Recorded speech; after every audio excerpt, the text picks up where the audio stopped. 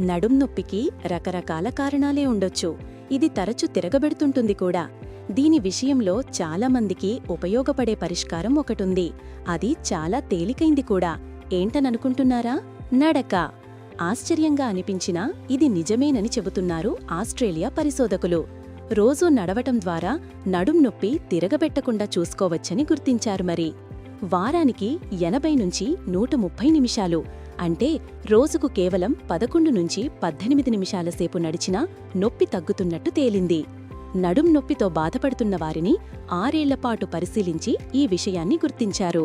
నడుం నొప్పి తిరగబెట్టటమనేది తొలిసారి అయిన గాయం నుంచి సంభవిస్తుంటుంది.